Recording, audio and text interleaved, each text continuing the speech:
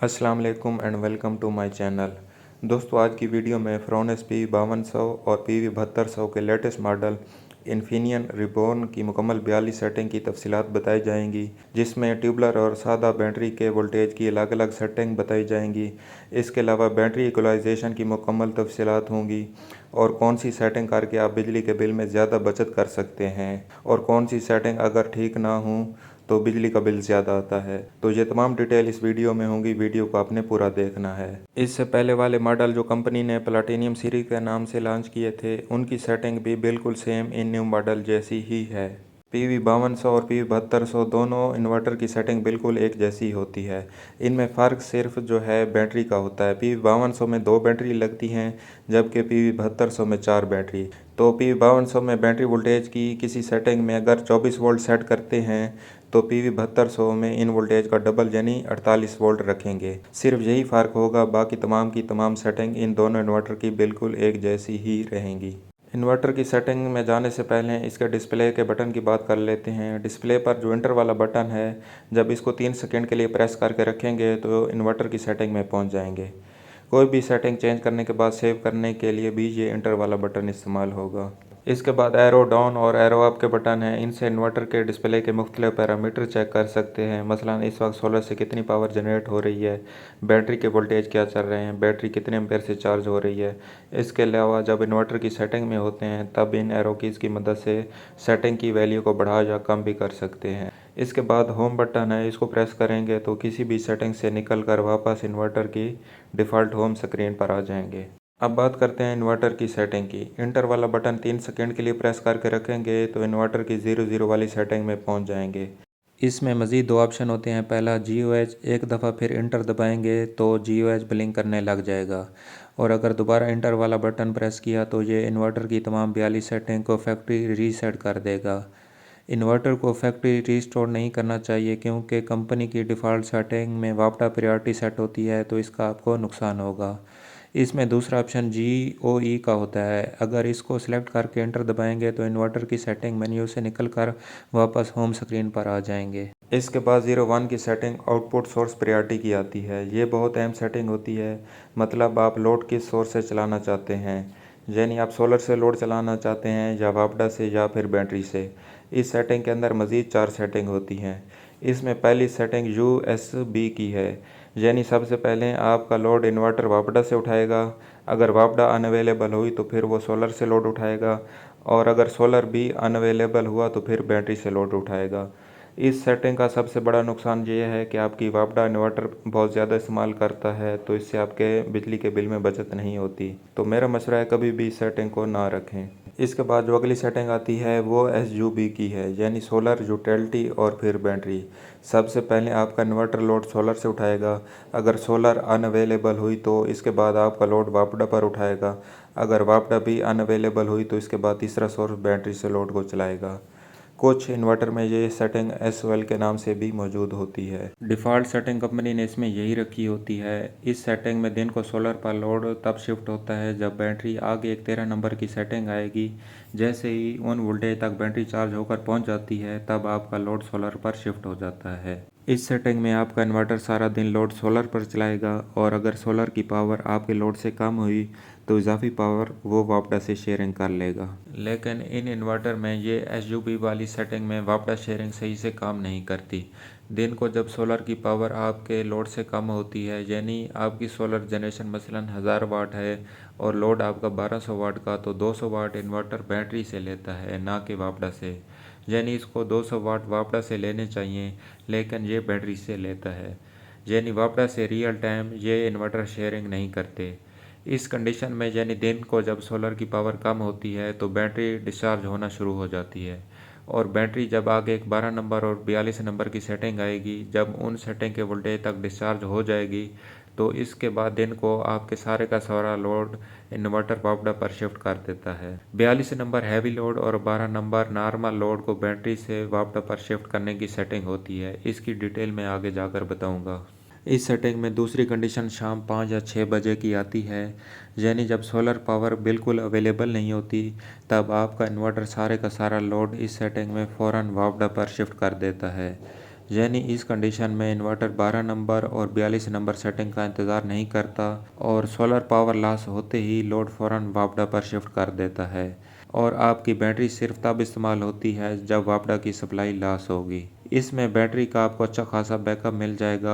जिन इलाकों में load shedding ज़्यादा होती है और इनको बैटरी का बैकअप ज़्यादा चाहिए होता है और वो बिजली के बिल में भी बचत करना चाहते हैं तो ये SUB वाली सेटिंग उनके लिए बेहतरीन है। इसके बाद SBU की सेटिंग आती है। SBU का मतलब होता है सोलर बैटरी यूटिलिटी, यानी सबसे पहले इन्वर्टर आपका लोड सोलर पर चलाएगा। अगर सोलर की पावर कम हुई तो इजाफी पावर बैटरी से लेगा और जब बैटरी भी एक हद तक डिस्चार्ज हो गई तो इसके बाद आपका सारा लोड वापडा पर शिफ्ट हो जाएगा। इस सेटिंग में भी दिन को लोड सोलर पर तब शिफ्ट होता है जब बैटरी आपकी 13 नंबर सेटिंग के वोल्टेज तक चार्ज होकर पहुंच जाती है।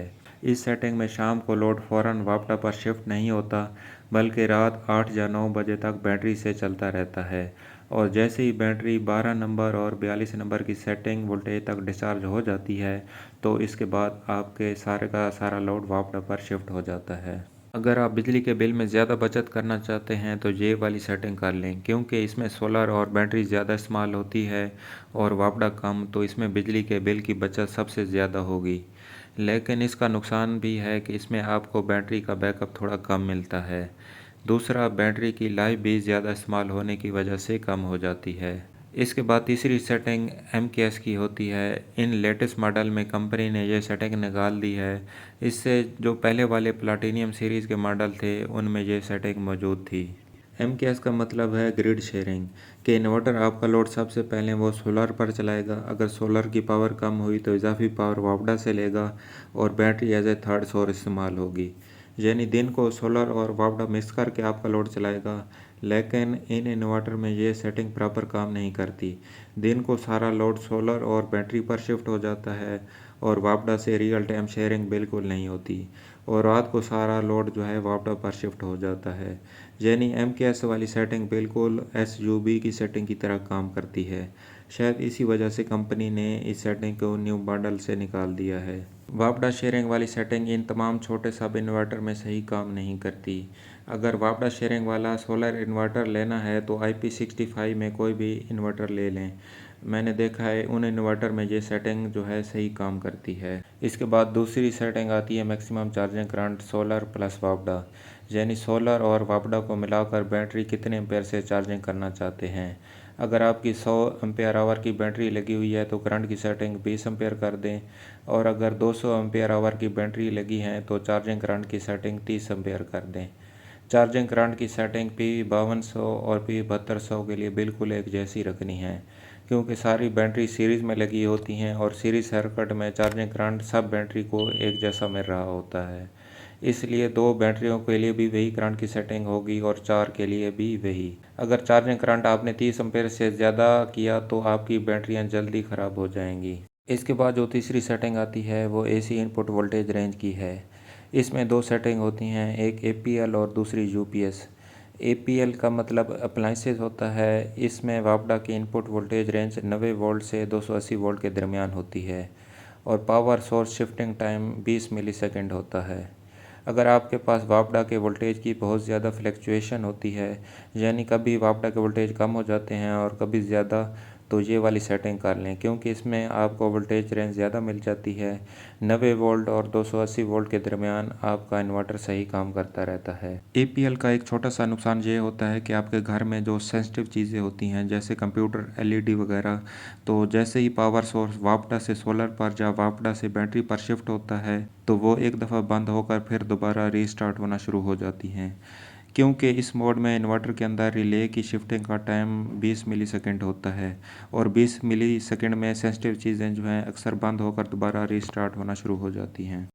इसमें दूसरा मोड UPS यानी अनइंटरप्टेड पावर सप्लाई होता है। इसमें वोल्टेज रेंज यानी 170 वोल्ट से 280 वोल्ट के दरमियान होती है और पावर सोर्स यानी रिले शिफ्टिंग टाइम भी कम यानी 10 मिलीसेकंड तक होता है। यानी इसमें वोल्टेज रेंज कम होती है लेकिन पावर सोर्स APL के मुकाबले में जल्दी से शिफ्ट हो जाता है। इस मोड का फ़ायदा ये होता है कंप्यूटर LED वगैरह सोर्स शिफ्ट होने पर बंद होकर रीस्टार्ट नहीं होते। लेकिन UPS रखने का नुकसान ये होता है वापडा के वोल्टेज जैसे ही 170 वोल्ट से कम हुए तो इन्वर्टर वापडा लेना छोड़ देता है और लोड को वापडा की सप्लाई बंद कर देता है और डिस्प्ले पर जो टावर का साइन है वो ब्लिंक करने लग जाता है। इसमें जो सबसे बेहतरीन सेटिंग होती है वो APL होती है। इसमें इन्वर्टर सही काम करता रहता है, यानी अगर ये सेटिंग UPS पर है तो इसको APL पर कर दें। इसके बाद 5 नंबर की सेटिंग बैटरी टाइप की आती है, यानी आपने इन्वर्टर को बताना है कि इसके साथ आपने किस किस्म की बैटरीज लगाई हुई हैं। इसमें 4 ऑप्शन होते हैं, एक यूज़र डिफाइन, दूसरा AGN, तीसरा FLD और चौथा LIB। अगर आपकी ड्राई या जेल वाली बैटरी है तो फिर आप AGN रख सकते हैं। अगर आपकी लिथियम बैटरी है तो यहाँ से चौथा ऑप्शन LIB रख लें। अगर तेज़ाब वाली बैटरी है तो फ्लडेड वाला ऑप्शन यानी FLD वाला ऑप्शन भी ठीक है, लेकिन इससे सबसे बेहतर ऑप्शन USC यानी यूज़र डिफ़ाइन का है। यूज़र डिफ़ाइन रखने का ये फ़ायदा होगा कि आप इन्वर्टर में जो है 26, 27 और 29 नंबर वाली सेटिंग खुद एडजस्ट कर सकते हैं, यानी आप इसके बल्ब चार्जिंग, फ्लोटिंग वोल्टेज और battery load cut off voltage battery के यूज़र मैनुअल के मुताबिक खुद एडजस्ट कर सकते हैं। अगर तेज़ाब वाली बैटरी है तो सबसे बेहतरीन सेटिंग के लिए 5 नंबर को USC पर ही रखें। इसके बाद 6 नंबर की सेटिंग आती है ऑटो रिस्टार्ट व्हेन ओवरलोड अकर। तो इसका मतलब ये होता है अगर आप इन्वर्टर पर इसकी रेंज से ज़्यादा लोड डालते हैं तो आप क्या चाहते हैं, ये इन्वर्टर रिस्टार्ट हो या ना हो। डिफ़ॉल्ट सेटिंग LFD पर होती है यानी डिसेबल होती है। इस कंडीशन में जब ओवरलोड होगा तो इन्वर्टर ओवरलोड होकर फ़ौरन ट्रिप होकर बंद हो जाएगा। इस सेटिंग को LFE पर यानी इनेबल कभी भी ना करें, वरना ओवरलोड होने पर इन्वर्टर बार बार रिस्टार्ट होता रहेगा। इसके बाद 7 नंबर की सेटिंग आती है auto restart when over temperature occur, यानी अगर इन्वर्टर का टेम्परेचर किसी वजह से बढ़ जाए तो आप क्या चाहते हैं, इन्वर्टर रिस्टार्ट हो या ना हो। तो डिफ़ॉल्ट सेटिंग इसकी भी EFD पर यानी डिसेबल होती है। इसका मतलब है जैसे ही इन्वर्टर का टेम्परेचर ज़्यादा होगा तो इन्वर्टर फ़ौरन ट्रिप होकर बंद हो जाएगा। इस सेटिंग को EFE पर यानी इनेबल कभी भी ना करें, वरना ओवर टेम्परेचर होने पर इन्वर्टर बार बार रिस्टार्ट होता रहेगा। इसके बाद 9 नंबर की सेटिंग आती है आउटपुट की फ्रीक्वेंसी। डिफ़ॉल्ट सेटिंग 50 हर्ट होती है, आपने भी इसको 50 हर्ट ही रखना है। पाकिस्तान में जितनी भी अप्लाइंसेस होती हैं उनकी जो रेटेड फ्रीक्वेंसी होती है वो 50 हर्ट ही होती है। इसको 60 हर्ट अगर गलती से कर दिया तो जो भी इन्वर्टर पर चीज़ें चल रही होगी तो वो जल जाएंगी। इसके बाद 10 नंबर की सेटिंग आती है आउटपुट वोल्टेज। इसमें 3 ऑप्शन होते हैं, 220 वोल्ट, 230 वोल्ट और 240 वोल्ट। यानी आप इन्वर्टर से बैटरी मोड या सोलर मोड में कितने आउटपुट वोल्टेज लेना चाहते हैं। तो डिफ़ॉल्ट सेटिंग 230 वोल्ट होती है, आप 230 भी रख सकते हैं और 220 भी रख सकते हैं, इसमें कोई मसला नहीं है। लेकिन एक बात याद रहे, जब लोड आपका वापडा पर चल रहा होगा तब आपको आउटपुट पर वापडा के ही वोल्टेज मिलेंगे, ना कि वो जो आपने जहाँ पर सेट किए हुए हैं। इसके बाद 11 नंबर की सेटिंग आती है मैक्सिमम AC चार्जिंग करंट, यानी आप वापडा से कितने एम्पेयर से बैटरी को चार्ज करवाना चाहते हैं। ये डिफ़ॉल्ट सेटिंग 30 एम्पेयर पर होती है। अगर आप इन्वर्टर को एज ए UPS इस्तेमाल कर रहे हैं, यानी आपने सोलर पैनल अटैच नहीं किए हुए, तो आप इसकी सेटिंग 20 एम्पेयर पर रख दें। अगर सोलर पैनल अटैच किए हुए हैं तो इस सेटिंग को 2 एम्पेयर पर कर दें। 2 एम्पेयर का ये फ़ायदा होगा, इन्वर्टर रात को बैटरी चार्जिंग के लिए बहुत ही कम पावर तकरीबन 25 वाट जो है वापडा से लेगा। वापडा से बैटरी की चार्जिंग आगे एक 16 नंबर की सेटिंग आती है, उस पर डिपेंड कर रही होती है।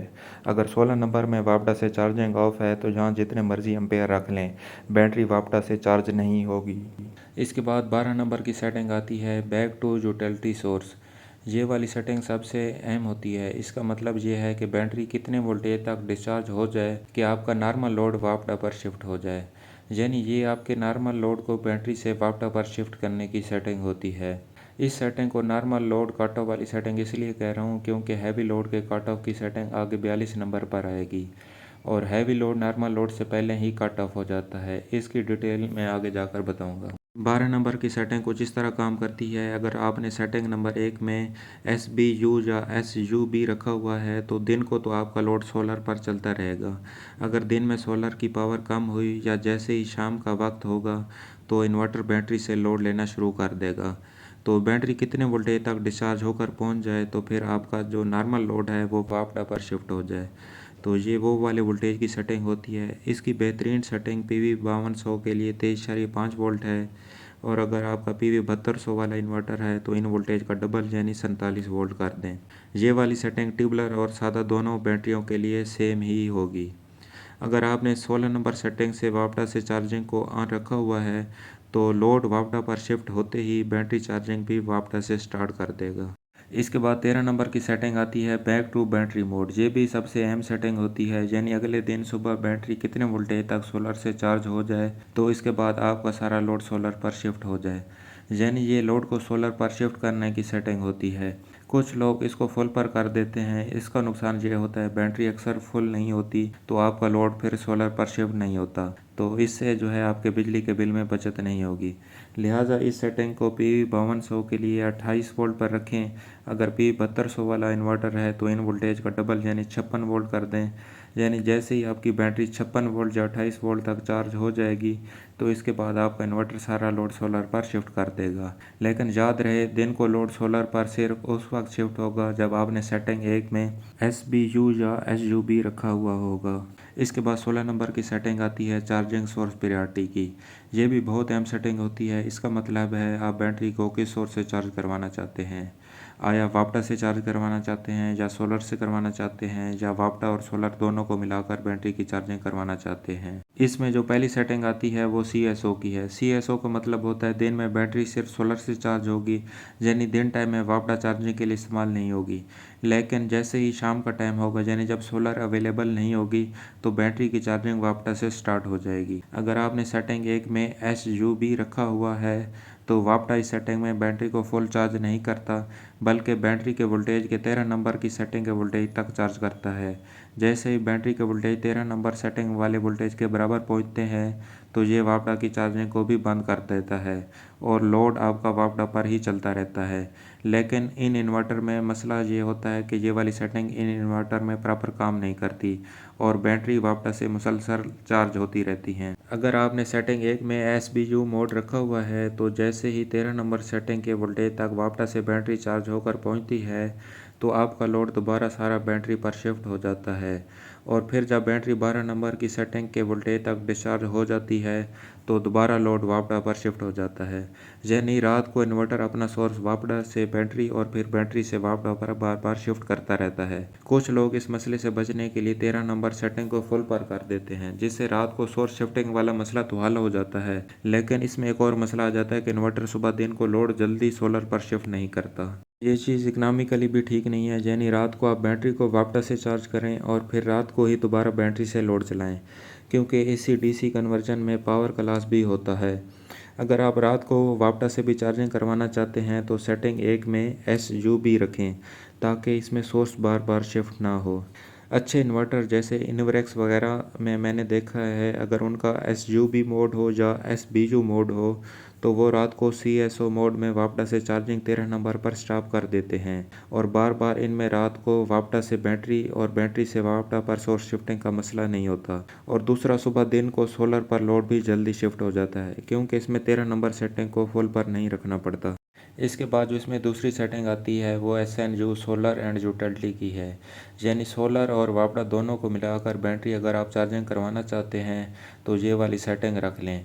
लेकिन मैं रिकमेंड करूंगा इस सेटिंग को ना रखें क्योंकि इसमें आपकी बैटरी वापडा से चार्जिंग के लिए इस्तेमाल होगी तो इसमें आपके बिल की बचत नहीं होगी। इसके बाद OSO की सेटिंग है। OSO का मतलब ओनली सोलर है, यानी आपकी बैटरी सिर्फ सोलर पर चार्ज होगी। अगर वापडा मौजूद भी होगी तो चाहे दिन हो या रात इससे चार्जिंग नहीं होगी। अगर आपके इलाके में ज़्यादा लोड शेडिंग नहीं होती तो ये वाली सबसे बेहतरीन सेटिंग है। इसमें आपको बिल की सबसे ज़्यादा बचत होती है। इसके बाद 18 नंबर की सेटिंग आती है अलार्म कंट्रोल। इसका मतलब ये है अगर इस इन्वर्टर में किसी किस्म के फॉल्ट या वार्निंग आते हैं तो इन्वर्टर से बजर साउंड आए या ना आए, डिफ़ॉल्ट सेटिंग बी ऑन यानी अलार्म साउंड ऑन होती है। अगर आप इस सेटिंग को ऑफ यानी बी ऑफ कर देंगे तो इन्वर्टर में किसी भी किस्म के फॉल्ट या वार्निंग पर बजर साउंड नहीं आएगा। इन्वर्टर के जो बटन यानी कीपैड के बीप की साउंड होती है, अगर आप वो भी बंद करना चाहते हैं तो यहाँ से ऑफ कर सकते हैं। इसके बाद 19 नंबर की सेटिंग आती है auto return to default display.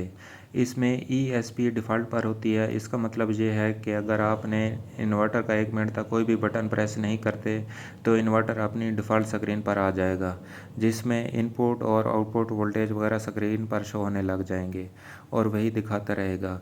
अगर आप बैटरी के वोल्टेज देखना चाहते हैं या जो सोलर की जनरेशन है तो इसके लिए FEP कर देंगे तो वही हमेशा स्क्रीन पर शो होती रहेगी और 1 मिनट बाद भी इन्वर्टर अपनी डिफ़ॉल्ट स्क्रीन पर वापस नहीं जाएगा। इसको FEP पर ही रखें ताकि जो पैरामीटर आप देखना चाहते हैं वही स्क्रीन पर हमेशा रहें। इसके बाद 20 नंबर की सेटिंग आती है back light control.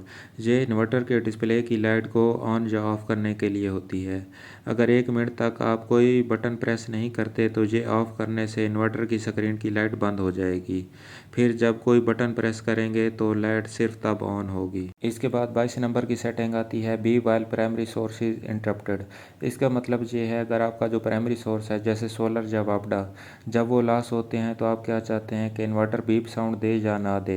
Default setting on होती है यानी ये बीप साउंड उसमें से देता है, तो इस सेटिंग को भी ए ऑफ यानी ऑफ़ कर दें, वरना इन्वर्टर जो है अक्सर शाम के वक्त सोलर की पावर कम ज़्यादा होने पर जो है इसमें से बीप की साउंड बार बार आती रहती है। इसके बाद 23 नंबर की सेटिंग आती है overload bypass during battery mode. इसका मतलब ये है अगर आपका इन्वर्टर बैटरी मोड में चल रहा हो तो इस पर अगर इसकी रेंज से ज़्यादा लोड डालें तो आप क्या चाहते हैं, इन्वर्टर सारे का सारा लोड वापडा पर शिफ्ट कर दे या ना करे। BYD का मतलब है ये डिसेबल है, यानी इस सूरत में सारे का सारा लोड वापडा पर शिफ्ट नहीं करेगा। अगर आप इसको इनेबल करना चाहते हैं तो BYE कर देंगे तो जैसे ही इन्वर्टर ओवरलोड होगा तो आपका सारा लोड वापडा पर शिफ्ट कर देगा। लेकिन ये वाली सेटिंग इन इन्वर्टर में काम नहीं करती, यानी बैटरी मोड में जब ओवरलोड होता है तो लोड वापडा पर शिफ्ट नहीं होता और इन्वर्टर ट्रिप होकर बंद हो जाता है। इसके बाद 25 नंबर की सेटिंग रिकॉर्ड फॉल्ट कोड की आती है। इसका मतलब है इन्वर्टर में जितने भी फॉल्ट कोड आते हैं आप क्या चाहते हैं कि इन्वर्टर वो कोड अपनी मेमोरी में सेव रखे या ना रखे। डिफ़ॉल्ट सेटिंग इनेबल होती है, इसका मतलब है फॉल्ट कोड वो अपनी मेमोरी में सेव रखता है। अगर ऑफ कर देंगे तो जो भी फॉल्ट आएगा वो अपनी मेमोरी में सेव नहीं रखेगा। इन्वर्टर के फॉल्ट कोड हिस्ट्री को अगर देखना हो तो इन्वर्टर को लैपटॉप या कंप्यूटर के साथ लगाकर एक सॉफ्टवेयर के ज़रिए जो है देखना पड़ता है। इसके बाद आगे 26, 27 और 29 नंबर की सेटिंग आती है। अगर आपने सेटिंग नंबर 5 में USE यानी यूज़र डिफ़ाइन रखा हुआ है तो आप इन सेटिंग को यानी 26, 27 और 29 नंबर की सेटिंग को चेंज कर सकते हैं। 26 नंबर की सेटिंग बल्क चार्जिंग वोल्टेज की है, यानी आप बैटरी को कितने मैक्सिमम वोल्टेज तक चार्ज करवाना चाहते हैं। सबसे बेहतर तो ये होता है कि अपनी बैटरी के मैनुअल के मुताबिक आप इन वोल्टेज को सेट करें। अगर मैनुअल नहीं है और आपकी टॉल ट्यूबलर बैटरीज हैं तो PV5200 के लिए इन वोल्टेज को 29.2 वोल्ट कर दें और PV7200 है तो इन वोल्टेज का डबल यानी 58.4 वोल्ट कर दें। अगर आपकी सादा तेज़ाब वाली बैटरी हैं तो PV5200 के लिए इन वोल्टेज को 28.8 वोल्ट कर दें। अगर PV7200 है तो इन वोल्टेज का डबल यानी 57.6 वोल्ट कर दें। इसके बाद 27 नंबर की सेटिंग आती है फ्लोटिंग चार्जिंग वोल्टेज। इसका मतलब होता है जब बैटरी फुल हो जाए तो इन्वर्टर इसके बाद बैटरी को कितने वोल्टेज तक मेंटेन करके रखे। ये सेटिंग भी आप बैटरी के मैनुअल पर दर्ज वोल्टेज के मुताबिक कर सकते हैं। अगर मैनुअल नहीं है और आपकी टॉल ट्यूबलर बैटरीज हैं तो PV5200 के लिए इन वोल्टेज को 27.2 वोल्ट कर दें और अगर PV7200 है तो इन वोल्टेज का डबल यानी 54.4 वोल्ट कर दें। अगर आपकी सादा तेज़ाब वाली बैटरीज हैं तो PV5200 के लिए इन वोल्टेज को 27 वोल्ट कर दें। अगर PV7200 है तो इन वोल्टेज का डबल यानी 54 वोल्ट कर दें। इसके बाद 29 नंबर की सेटिंग आती है लो DC कट ऑफ वोल्टेज, यानी बैटरी कितने वोल्टेज तक डिस्चार्ज हो जाए कि आगे आपका लोड देना बिल्कुल बंद कर दे। ये सेटिंग बैटरी की सेफ्टी के लिए होती है। सेफ्टी इसलिए क्योंकि जो तेज़ाब वाली बैटरी होती है अगर इनको एक हद से ज़्यादा डिस्चार्ज कर दें तो ये बिल्कुल डैमेज हो जाती हैं, इसलिए इस सेटिंग को लाजमी करना है। अगर आपकी ट्यूबलर बैटरी हैं तो इस सेटिंग को PV5200 के लिए 20 वोल्ट कर दें और PV7200 है तो इन वोल्टेज का डबल यानी 40 वोल्ट कर दें। अगर आपकी सादा तेज़ाब वाली बैटरी हैं तो इस सेटिंग को PV5200 के लिए 20.4 वोल्ट कर दें और PV7200 है तो इन वोल्टेज का डबल यानी 40.8 वोल्ट कर दें। इसके बाद 30 नंबर की सेटिंग आती है। 30 नंबर से लेकर 36 नंबर की सेटिंग ये बैटरी इक्वलाइजेशन की सेटिंग होती है। बैटरी इक्वलाइजेशन का मतलब ये होता है बैटरी कुछ अर्सा इस्तेमाल होने के बाद इसके अंदर पानी और तेज़ाब का मिक्सचर अलहदा हो जाता है। पानी चूँकि हल्का होता है और तेज़ाब भारी, तो तेज़ाब बैटरी के बिल्कुल नीचे चला जाता है और पानी बैटरी के ऊपर रह जाता है, जिससे बैटरी का ग्रेविटी लेवल कम हो जाता है। इसके बाद इसके अंदर एक दूसरा मसला ये भी आता है, बैटरी जब कुछ अर्सा इस्तेमाल हो जाए तो बैटरी की प्लेटों के ऊपर सल्फेट क्रिस्टल की तह जमना शुरू हो जाती है, तो इससे आपका बैटरी का बैकअप भी कम होना शुरू हो जाता है। तो इन मसलों से बचने के लिए इन्वर्टर में बैटरी इक्वलाइजेशन का फंक्शन दिया हुआ है। बैटरी इक्वलाइजेशन में इन्वर्टर आपकी बैटरी को बल्क वोल्टेज से थोड़े से ज़्यादा वोल्टेज तक चार्ज करता है, तो इससे तेज़ाब और पानी अच्छी तरह आपस में मिक्स हो जाते हैं और बैटरी की प्लेटों के ऊपर सल्फेट की तह जो जमी होती है वो भी रिमूव हो जाती है। तो इसमें जो 30 नंबर की सेटिंग आती है ये इक्वलाइजेशन को ऑन या ऑफ करने की सेटिंग होती है। डिफ़ॉल्ट सेटिंग EDS पर होती है, यानी कि वो ऑफ होती है। अगर आपकी बैटरी को 1 साल से ज़्यादा अरसा हो गया है तो आप इसको EEN यानी इक्वलाइजेशन को ऑन कर दें। इसके बाद 31 नंबर की सेटिंग आती है बैटरी इक्वलाइजेशन वोल्टेज, यानी आप बैटरी के कितने इक्वलाइजेशन के वोल्टेज रखना चाहते हैं। इसका मतलब ये है कि जितने वोल्टेज रखेंगे ये बैटरी को इतने वोल्टेज तक इक्वलाइजेशन के दौरान चार्ज करेगा। इन वोल्टेज को बल्क वोल्टेज यानी 26 नंबर के वोल्टेज से थोड़ा सा ज़्यादा रखते हैं।